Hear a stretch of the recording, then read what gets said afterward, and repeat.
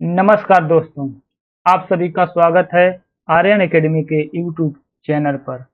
तो भारतीय राज्य व्यवस्था में सर्वश्रेष्ठ 20 प्रश्नों का एमसीक्यू का क्लास 3 है आज। तो आइए देखते हैं उसमें पहला क्वेश्चन क्या दिया है प्रश्न संख्या 1 में। देखिए, कौन से संविधान से राज्य नीति विषयक निर्देशक तत्व अपनाए गए हैं?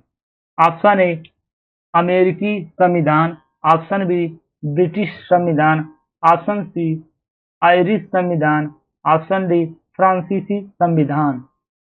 तो दोस्तों आप लोगों का जो उत्तर हो जाएगा वो हो जाएगा प्रश्न संख्या ए1 का जो ऑप्शन सी दिया है वो हो जाएगा राइट आंसर आप लोग का आयरिश संविधान। अब आते हैं प्रश्न संख्या 2 पे। प्रश्न संख्या 2 क्या दिया है? निम्नलिखित में से किस राष्ट्र के संविधान से प्रेरित होकर भारत ने अपने संविधान में निदेशक सिद्धांतों की विशेषता जोड़ी है? तो आइए देखते हैं। ऑप्शन ए रूस, option B Ireland, option C Germany, option D संयुक्त राज्य अमेरिका। तो आप लोग का जो उत्तर हो जाएगा वो हो जाएगा ऑप्शन बी आयरलैंड। अब आते हैं प्रश्न संख्या 3 पे। प्रश्न संख्या 3 क्या कह रहा है? निम्नलिखित में से किसे विशेष बहुमत द्वारा संशोधित किया जा सकता है? जिसे बहुमत द्वारा जो है कि संशोधन किया जा सकता है, किसका? आइए ऑप्शन ए देखिए, राज्य के नीति निर्देशक तत्व, ऑप्शन बी संसद को चलाने के नियम, ऑप्शन सी नए राज्य का गठन, ऑप्शन डी संसद में अंग्रेजी भाषा का प्रयोग। आइए देखते हैं कौन सा ऑप्शन सही होगा। ऑप्शन ए राज्य के नीति निर्देशक तत्व का संशोधन कर सकते हैं। अब आते हैं प्रश्न संख्या 4 पे। भारतीय संविधान के किस भाग में राज्य के नीति निर्देशक सिद्धांत वर्णित है? तो ऑप्शन ए भाग 1, ऑप्शन बी भाग 2, ऑप्शन सी भाग 3, ऑप्शन डी भाग 4। तो आप लोग का जो राइट आंसर हो जाएगा वो हो जाएगा ऑप्शन डी भाग 4। अब आते हैं प्रश्न संख्या 5 पे। भारत के संविधान का कौन सा अनुच्छेद समान नागरिक संहिता को परिभाषित करता है? तो ऑप्शन ए दिया है 44, ऑप्शन बी दिया है 24, ऑप्शन सी दिया है 42, ऑप्शन डी दिया है 22। तो आप लोगों का जो राइट आंसर हो जाएगा वो हो जाएगा ऑप्शन ए 44।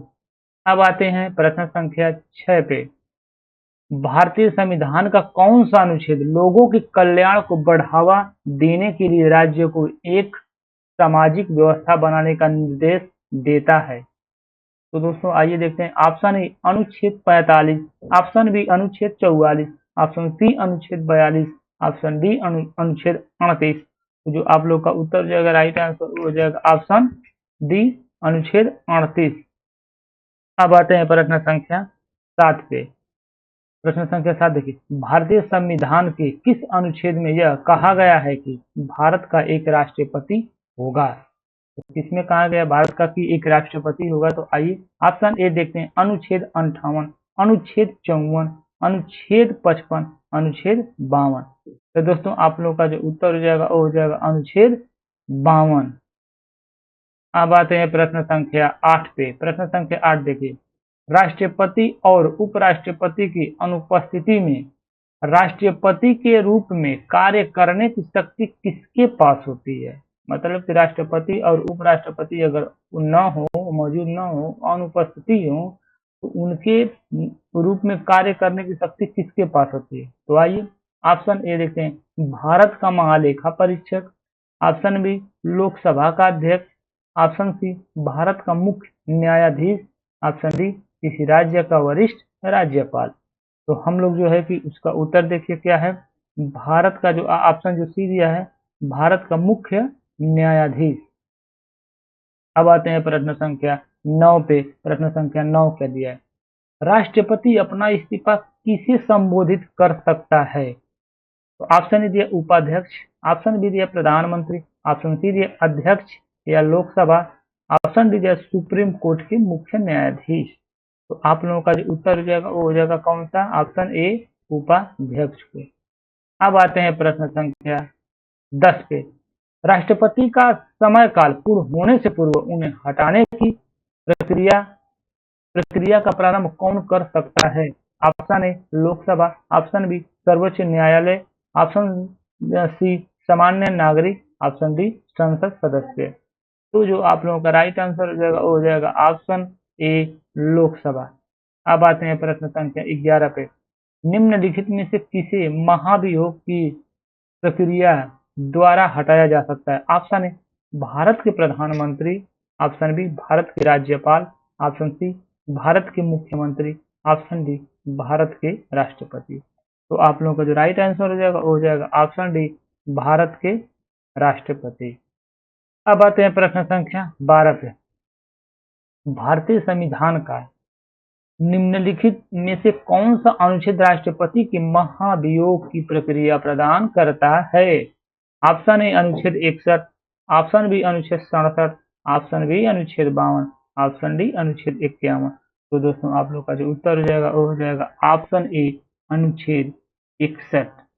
अब आते हैं प्रश्न संख्या 13 पे। प्रश्न संख्या 13 क्या दिया है? भारतीय संविधान के अनुसार आपात स्थिति घोषित करने का अधिकार किसको है? ऑप्शन ए प्रधानमंत्री को, ऑप्शन बी राष्ट्रपति को, ऑप्शन सी मुख्य न्यायमूर्ति को, ऑप्शन डी संसद को। तो दोस्तों आप लोग का जो राइट आंसर हो जाएगा वो हो जाएगा प्रश्न संख्या 13 का ऑप्शन बी राष्ट्रपति को। अब आते हैं प्रश्न संख्या 14 पे। प्रश्न संख्या 14 क्या दिया है? भारतीय संविधान के किस अनुच्छेद के तहत किसी राज्य में राष्ट्रपति शासन लागू किया जाता है? ऑप्शन ए अनुच्छेद 368, ऑप्शन बी अनुच्छेद 356, ऑप्शन सी अनुच्छेद 350, ऑप्शन डी अनुच्छेद 325। तो जो आप लोग का राइट आंसर हो जाएगा वो हो जाएगा कौन सा? ऑप्शन बी 356, अनुच्छेद 356 जो है वही आप लोग का राइट आंसर हो जाएगा। अब आते हैं प्रश्न संख्या 15 पे। इस अनुच्छेद के तहत भारत में वर्ष 1975 में आपातकाल घोषित किया गया था। अनुच्छेद 1, ऑप्शन बी अनुच्छेद 152, ऑप्शन सी अनुच्छेद 286, ऑप्शन डी अनुच्छेद 352।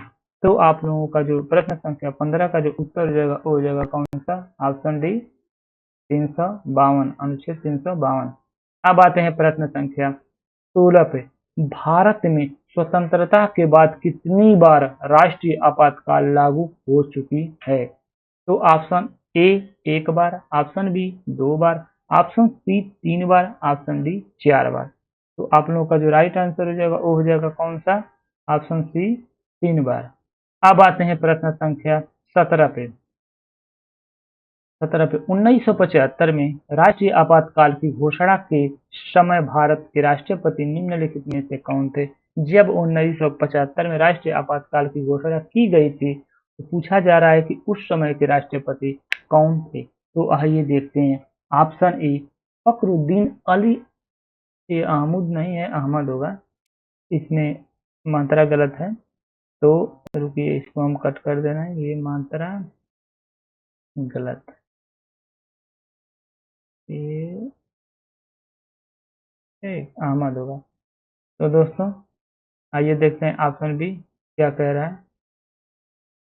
Option b Zakir Hussain, option c Neelam Sanjiva Reddy, option d Varaha Giri वेकेंट गिरी।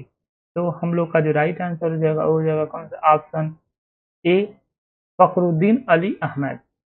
अब आते हैं प्रश्न संख्या 18 पे। भारतीय संविधान का कौन सा अनुच्छेद भारतीय राष्ट्रपति को संसद के अवकाश के समय अध्यादेश लागू करने का अधिकार देता है? तो दोस्तों ऑप्शन ए दिया है अनुच्छेद 123, ऑप्शन बी दिया है अनुच्छेद 232, ऑप्शन सी दिया है अनुच्छेद 312, ऑप्शन डी दिया है अनुच्छेद 213। तो कहने का मतलब है जो आप लोग का राइट आंसर हो जाएगा वो हो जाएगा कौन सा? ऑप्शन ए अनुच्छेद 123। अब आते हैं प्रश्न संख्या 19 पे।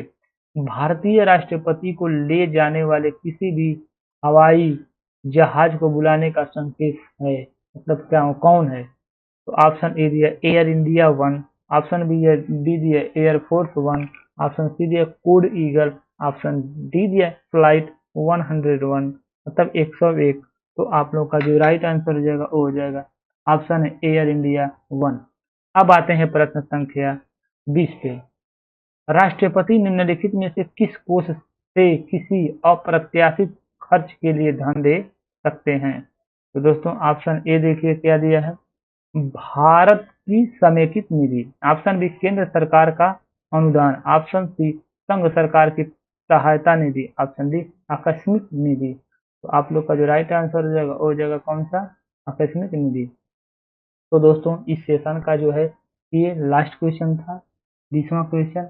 अब दोस्तों जो हमारी वीडियो है उसके डिस्क्रिप्शन बॉक्स में जो है कि मतलब व्हाट्सएप ग्रुप, फेसबुक, इंस्टाग्राम और टेलीग्राम चैनल दिया गया है, उसको आप लोग जाके ज्वाइन कर लीजिए और हमारे वीडियो को ज़्यादा से ज़्यादा शेयर करिए और सब्सक्राइब करिए और लाइक करिए। वीडियो को देखना बिल्कुल मत भूलें।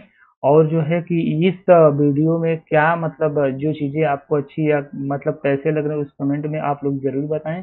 कमेंट बॉक्स में आप लोग को उसका जवाब मिलेगा। तो दोस्तों आज के लिए इतना ही, धन्यवाद।